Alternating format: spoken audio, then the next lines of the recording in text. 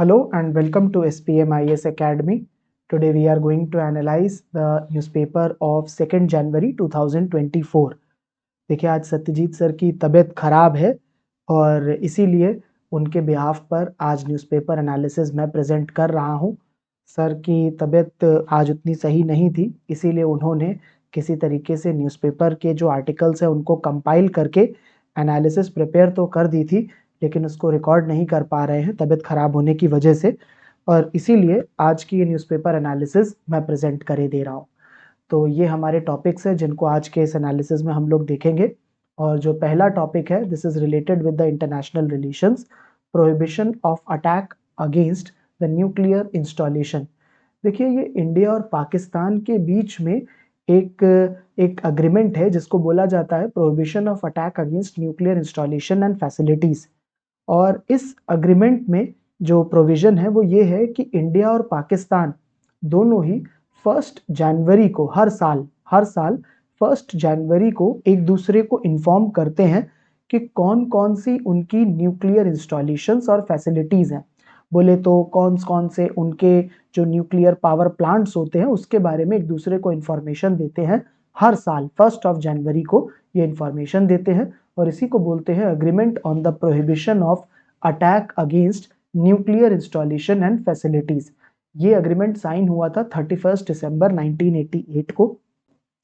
और ये क्यों साइन हुआ था, तो इसके लिए थोड़ा हमें इसकी जो हिस्ट्री है उस टाइम पर उस पर जाना पड़ेगा। तो 1986 की बात है, उस टाइम पर इंडियन आर्मी ने एक मैसिव एक्सरसाइज करी थी जिसमें जो आर्मी साथ में एयरफोर्स भी थी, और उन्होंने एक्सरसाइज करी थी on the western border of India, जो पाकिस्तान से लगा हुआ बॉर्डर है उधर उन्होंने एक्सरसाइज करी थी। और उससे उस टाइम पर जो पाकिस्तान की लीडरशिप थी उनके मन में एक फियर भी आया था कि शायद इंडियन गवर्नमेंट अटैक करने का प्लान कर रही है। और उसी टाइम पर एक नेगोशिएशन स्टार्ट हुआ दोनों कंट्रीज के बीच में, जिसमें उन्होंने इस बात को डिसाइड करा, इस बात को प्रायोरिटी दी कि जो न्यूक्लियर वेपन्स हैं उनको कंट्रोल करा जाएगा। अगर किसी भी तरीके की कॉन्फ्लिक्ट होती भी है इंडिया और पाकिस्तान के बीच में, तो न्यूक्लियर वेपन या न्यूक्लियर अटैक्स को कंट्रोल करा जाएगा। और उसके लिए जो सबसे पहला उन्होंने एक एग्रीमेंट करा, उसमें यह डिसाइड करा कि जो न्यूक्लियर इंस्टॉलेशन और फैसिलिटीज है उसकी इंफॉर्मेशन ये दोनों कंट्रीज एक दूसरे को प्रोवाइड करेंगी, सो दैट वहां पर अटैक ना हो पाए और किसी टाइप का न्यूक्लियर वॉर जो होता है वो ना स्टार्ट हो पाए। इसीलिए दोनों कंट्रीज एक दूसरे को बता देंगी उनके कौन कौन से न्यूक्लियर इंस्टॉलेशन एंड फैसिलिटीज हैं। और उसी अग्रीमेंट के तहत हर साल इंडिया और पाकिस्तान एक दूसरे के साथ में अपनी इंफॉर्मेशन एक्सचेंज करते हैं। So that is a simple information about this article. चलिए नेक्स्ट हम लोग आर्टिकल पर आ जाते हैं, and that is national tiger conservation authority को लेकर के। तो आज ये न्यूज में इसलिए आया है क्योंकि जो प्रोजेक्ट टाइगर है उसके 50 इयर्स कंप्लीट हो गए हैं।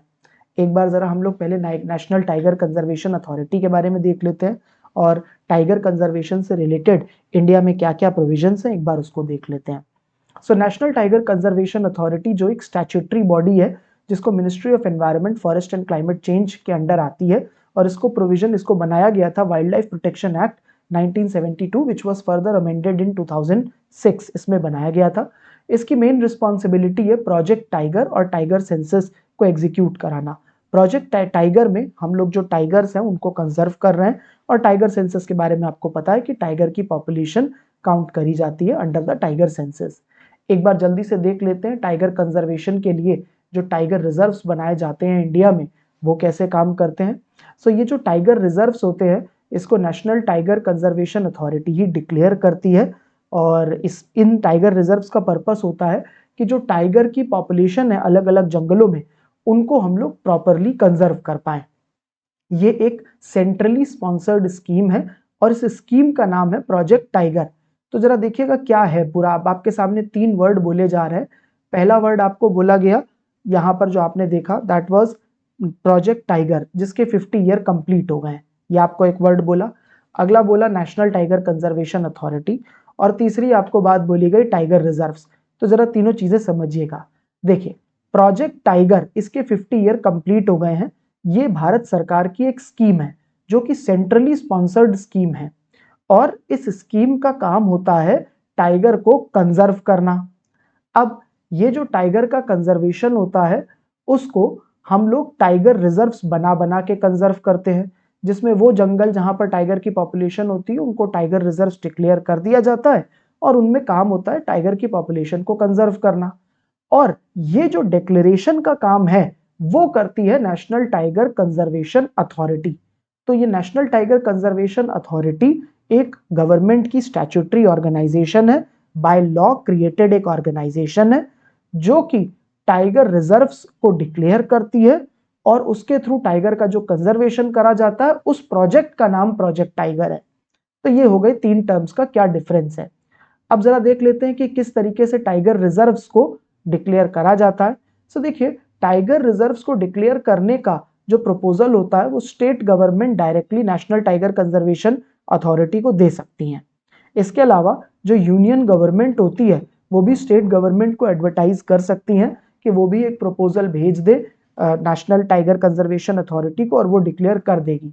इसी के बेसिस पर आप यहाँ पर देख सकते हैं कि इंडिया में इतने सारे जो टाइगर रिजर्व्स हैं उनको डिक्लेयर करा गया है। ये इंफॉर्मेशन भी यहाँ पर दी हुई है। अब हम लोग अगली एक और बात कर लेते हैं। जब नेशनल टाइगर कंजर्वेशन अथॉरिटी की बात कर ही रहे हैं तो एक बार जरा ये देख लेते हैं कि इसके क्या क्या अकम्पलिशमेंट्स रहे हैं, क्या क्या अचीवमेंट रहे हैं, स्पेशली इन द ईयर 2023 क्या रहा है, इसको देख लेते हैं। सबसे पहली बात, 50 ईयर्स प्रोजेक्ट टाइगर के कंप्लीट हो गए हैं और as a government scheme for conservation of the tiger, इस प्रोजेक्ट टाइगर ने से आज इसका अचीवमेंट है कि 70% जो ग्लोबल पॉपुलेशन है वाइल्ड टाइगर्स की वो इंडिया में है। तो एक बहुत बड़ी बात है कि पूरी दुनिया के 70% वाइल्ड टाइगर इंडिया में ही होते हैं और मिनिमम इसमें से 3167 टाइगर हैं ही हैं, जो कि 2022 की रिपोर्ट के हिसाब से बोला जा रहा है। नेक्स्ट इसका अचीवमेंट है एनटीसीए का कि हमारे देश के प्रधानमंत्री मोदी जी ने इंटरनेशनल बिग कैट अलायंस उसको इनॉग्रेट करा था इस साल ही, और इसका पर्पस था कि जो 7 बिग कैट स्पीशीज होती हैं, tiger, lion, leopard, snow leopard, cheetah, jaguar and puma, इनके कंजर्वेशन के लिए अलायंस को इनॉग्रेट करा गया था, इंटरनेशनल बिग कैट अलायंस को। नेक्स्ट इसका अगर अचीवमेंट देखते हैं तो नेशनल टाइगर कंजर्वेशन अथॉरिटी को ही रिस्पॉन्सिबिलिटी दी गई है चीता के री इंट्रोडक्शन के लिए इंडिया में। आपको पता होगा, पहले भी न्यूज़पेपर एनालिसिस में ये कवर हुआ है कि चीता पहले हुआ करते थे इंडिया में बट ये एक्सटिंक्ट हो गए। अब इनको वापस इंडिया में रीइंट्रोड्यूस करा जा रहा है। उसके लिए साउथ अफ्रीका और नामीबिया से चीता को लाया जा रहा है और इंडिया में इनको कंजर्व करा जा रहा है। आपने पहले भी पढ़ा होगा कि 20 चीता को लाया जाना होगा, 8 नामीबिया से, 12 साउथ अफ्रीका से, उसको कूनो नेशनल पार्क में रखा जाएगा। तो ये भारत सरकार का प्रोजेक्ट चल ही रहा है री इंट्रोडक्शन के लिए और ये भी नेशनल टाइगर कंजर्वेशन अथॉरिटी के अंडर ही चल रहा है। नेक्स्ट बात है कि टाइगर रिजर्व्स के लिए नेशनल टाइगर कंजर्वेशन अथॉरिटी ने मैनेजमेंट इफेक्टिवनेस इवैल्यूएशन इस सिस्टम को लॉन्च करा था और ये एक तरह से एक इसको समझिए टूल है जो कि टाइगर रिजर्व्स का मैनेजमेंट कैसा होता है उसको इवैल्यूएट करता है कि कौन सा टाइगर रिजर्व कितना अच्छा काम कर रहा है टाइगर के कंजर्वेशन के लिए। उसके लिए होता है मैनेजमेंट इफेक्टिवनेस इवैल्यूएशन। तो ये इसको भी लॉन्च करा था नेशनल टाइगर कंजर्वेशन अथॉरिटी ने। अच्छा, नेक्स्ट एक और बात हो रही है कि अब इंडिया में 54 टाइगर रिजर्व्स हो गए और जो लेटेस्ट है रानी दुर्गावती टाइगर रिजर्व, तो उसको इंक्लूड करके 54 हो गए। अगेन ये इस साल का अचीवमेंट है नेशनल टाइगर कंजर्वेशन अथॉरिटी का। एंड लास्ट जो इस साल के अचीवमेंट में है that is conservation assured tiger standard, CATS। तो ये बेसिकली एक क्राइटेरिया बनाया गया है प्रोजेक्ट टाइगर साइट्स का कि वो इंटरनेशनल जो स्टैंडर्ड्स होते हैं टाइगर कंजर्वेशन के वेदर उनको मीट करते हैं या नहीं होता है। देखिए, ये जो CATS जो होता है कंजर्वेशन अश्योर्ड टाइगर स्टैंडर्ड्स, ये इसलिए क्राइटेरियाज बनाए जाते हैं क्योंकि टाइगर जो होते हैं वो एक एपेक्स प्रीडेटर होता है, सबसे टॉप लेवल का प्रीडेटर है, कोई और नहीं प्रीडेट करता है। तो उनको बहुत सारी जगह चाहिए होती है, बहुत सारा उनको अपना प्रे, अपने शिकार चाहिए होते हैं और बड़े जंगल चाहिए होते हैं सरवाइव करने के लिए। अब ऐसे में जंगल तो उतने ज्यादा हो नहीं रहे हैं। मोर ओवर टाइगर की पॉपुलेशन को हमेशा ही पोचिंग से थ्रेट होता है, हैबिटेट लॉस हो रहा है, उनके प्रोटेक्टेड एरियाज भी कम होते जा रहे हैं। तो इसीलिए ये CATS का बनाया गया है क्राइटेरिया जिससे कि हम लोग मेयरली किसी भी बस फॉरेस्ट को एक प्रोटेक्टेड एरिया डिक्लेयर करके सोचे कि टाइगर कंजर्व होगा, तो ऐसा नहीं होगा। सिंपली किसी को भी डिक्लेयर कर देने से कि वो प्रोजेक्ट टाइगर या टाइगर रिजर्व में आ जाता है, वो काफी नहीं है। बट टाइगर का कंजर्वेशन उस जगह पर हो सकता है या नहीं, वो फॉरेस्ट उतना बड़ा है या नहीं, उसको सूटेबल शिकार मिलेंगे या नहीं, पोचिंग से बचा है या नहीं, वो सब स्टैंडर्ड्स आ जाते हैं कंजर्वेशन अश्योर टाइगर स्टैंडर्ड्स में। मतलब आप इसको समझिए एक तरह की चेकलिस्ट होएगी, जिस चेकलिस्ट के थ्रू जो भी प्रोजेक्ट टाइगर साइट का मैनेजमेंट है वो चेक कर पाएगा कि वेदर उस जगह पर टाइगर की पॉपुलेशन बचेगी या नहीं बचेगी, उनका कंजर्वेशन हो पाएगा या नहीं हो पाएगा। इसको बोला जाता है कंजर्वेशन अश्योर्ड टाइगर स्टैंडर्ड्स। तो ये तो बात हो गई कि नेशनल टाइगर कंजर्वेशन अथॉरिटी के बारे में, उसके क्या क्या अचीवमेंट्स थे और भारत में क्या क्या हो रहा है टाइगर कंजर्वेशन के लिए। इसी से रिलेटेड एक देखिए मेंस का भी क्वेश्चन यहाँ पर दिया गया है, जिसमें बोला है कि टाइगर पॉपुलेशन एक टाइम पर तो बहुत कम हो रही थी, बट अब वो धीरे धीरे इंप्रूव हो रही है। अब इसमें बताइए क्या क्या इंपॉर्टेंट इनिशिएटिव्स थे इंडिया में टाइगर की पॉपुलेशन को कंजर्व करने के लिए। तो जितने भी इंपॉर्टेंट इनिशिएटिव है वो सब नेशनल टाइगर कंजर्वेशन अथॉरिटी के अंदर ही है। तो अगर आप नेशनल टाइगर कंजर्वेशन अथॉरिटी के जो अचीवमेंट्स हैं 2023 के आपको बता देंगे, तो एसेंशियली वो सारे के सारे कवर हो ही जाएंगे। तो यही चीज आपको इस क्वेश्चन में पूछी गई है। आपको यहाँ पर सर ने हिंट भी दी हुई है, आप उसको भी देख सकते हैं और उसके बेसिस पर इस क्वेश्चन को आंसर कर सकते हैं। Third topic is related with ISRO ने जो 1 जनवरी को लॉन्च करा था उससे रिलेटेड है। देखिए ये जो एक्सपोसैट जो सैटेलाइट का इसरो ने लॉन्च करा था, इसको सर ने 1 दिसंबर 2023 के न्यूज़पेपर एनालिसिस में कवर करा हुआ है, जिसमें सर ने बताया था कि पोलराइज्ड लाइट क्या होती है, एक्सपोसैट का क्या था, ये चीज कवर करी थी। अब आज के इस एनालिसिस में बस एक ही अपडेट है कि इस सैटेलाइट का, एक्सपोसैट का, जिसका फुल फॉर्म है एक्स रे पोलैरीमीटर सैटेलाइट, इसका लॉन्च हुआ है 1 जनवरी 2024 को। इस साल का पहला लॉन्च जो है इसरो ने करा है एक्सपोसैट का। तो इसी के बारे में बस ये आर्टिकल है। एग्जैक्टली पोलराइज्ड लाइट क्या होती है, एक्सपोसैट के बारे में सर ने 1 दिसंबर 2023 को कवर करा था। I request all of you कि एक बार आप उसको देख लीजिएगा, जल्दी से रिवाइज कर लीजिएगा और उसके बाद ही यहाँ पर जो क्वेश्चन दिया है उसके बाद ही आप इसको करिएगा, तो आपको बेटर तरीके से आप इसको आंसर कर पाएंगे। अच्छा, एक चीज मैं आपको और बता देता हूं, इसी आज के आर्टिकल में एक छोटी सी एक इंपॉर्टेंट अपडेट है कि ये इसरो की फर्स्ट डेडिकेटेड साइंटिफिक सैटेलाइट है to carry out research in space polarisation and measurement of X ray emissions. इसके पहले इसरो ने कभी भी से किसी भी हेवनली बॉडी से, किसी भी स्पेस के ऑब्जेक्ट से एक्सरे एमिशन को मेजर करने से रिलेटेड कोई साइंटिफिक सैटेलाइट अलग से नहीं लॉन्च करी थी। ये इसरो की पहली सैटेलाइट है। तो इसके बेसिस पर यहाँ पर एक प्रैक्टिस क्वेश्चन दिया है, जिसके लिए आपको 1 दिसंबर 2023 के भी इस न्यूज़पेपर एनालिसिस को एक बार ब्रीफली देखना पड़ेगा और तभी आप इसको आंसर कर पाएंगे। और साथ में पोलराइजेशन ऑफ लाइट से रिलेटेड भी कुछ इंफॉर्मेशन दी है। Please read those and then attempt this question and put down your answers in the comment section. The next topic is related with the mission Vasundhara. Mission Vasundhara आपको पता ही है, असम सरकार की एक बड़ी स्कीम है जिसमें फोकस करा जाता है कि लैंड रिफॉर्म्स पर इसका मेन टारगेट है असम गवर्नमेंट का।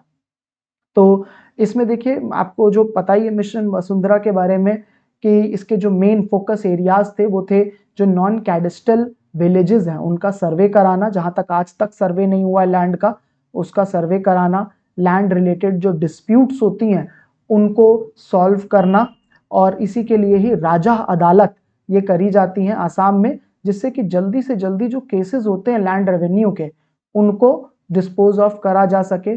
जो भी पार्टीशन और म्यूटेशन के केसेस पेंडिंग होते हैं उनको मिशन मोड में जल्दी से जल्दी खत्म करना, पोर्टल बना करके। ये सब मिशन वसुंधरा के मेन फोकस एरियाज थे और उसके जो मेन टारगेट्स थे। इसको 2 अक्टूबर गांधी जयंती वाले दिन लॉन्च करा था 2021 में। और अभी की बस जो न्यूज आई है वो ये कि जो टाइमलाइन इनिशियली डिसाइड करी गई थी मिशन वसुंधरा 2.0 को, उसको एक्सटेंड कर दिया गया है जनवरी 15, 2024 यहाँ तक एक्सटेंड कर दिया गया है। अब देखिए ये ऐसा था कि इसको पहले कंप्लीट करा जाना था लेकिन वो नहीं हो पाई है, इसीलिए उसको थोड़ा सा एक्सटेंड कर दिया गया है। इंपॉर्टेंट ये नहीं है कि क्या एक्सटेंशन हुआ है, इंपॉर्टेंट ये है कि उसके जो प्रोविजंस थे और जो आइडियाज है मिशन वसुंधरा का और वो किस तरह से इंपॉर्टेंट है हमारे स्टेट के लिए, ये समझने की बस जरूरत है। आप इसको साइट कर सकते हैं मिशन वसुंधरा को as an example of e governance, इसमें भी आप इसको यूज कर सकते हैं। चलिए लास्ट हम लोग आर्टिकल पर आ जाते हैं and that is related with the state GDP, इससे रिलेटेड है। और इसमें हमारे जो सीएम साहब है उन्होंने अनाउंसमेंट करी है कि हमारे स्टेट की जो जीडीपी है that will be ₹10 lakh crore by 2026, ये अनाउंसमेंट हुई है। तो ये एक बड़ी ही अच्छी अनाउंसमेंट है, शो कर रहा है कि हमारा स्टेट कितना ग्रो कर रहा है। और पोटेंशियल इन्होंने प्रोजेक्ट करा है कि 10 लाख करोड़ तक हो जाएगा 2026 तक। इसमें ध्यान देने वाली बात यह है कि अभी की जो 2023-24 की जो जीडीपी है that is estimated to be around 5.65 lakh crore, और जो ग्रोथ हुई है जिसको बोला गया है that is 14.7%, approximately round off कर दीजिए 15%। देखिए डेसिमल में याद रखने का तो कोई बड़ा मतलब है नहीं, प्रीलिम्स में तो फिर भी, लेकिन मेंस में तो आप इसको राउंड ऑफ कर ही देंगे कि भाई इसका 15% हो जाएगी, अप्रोक्सीमेट ग्रोथ है। और जो अभी करंट जीडीपी है दैट इज 5.65 लाख करोड़ की है। और बोला जा रहा है कि नेक्स्ट ईयर जो बजट में आएगी प्रोजेक्शन है दैट इज 6.38 लाख करोड़ की रहेगी, और 2026 में 10 लाख करोड़ की हमारी जीएसडीपी हो जाएगी। कल का जो क्वेश्चंस आपको दिए गए थे लास्ट न्यूज़पेपर एनालिसिस के जो क्वेश्चंस आपको दिए गए थे उसका आंसर यहाँ पर दिया हुआ है। So that is all in this newspaper analysis. Thank you.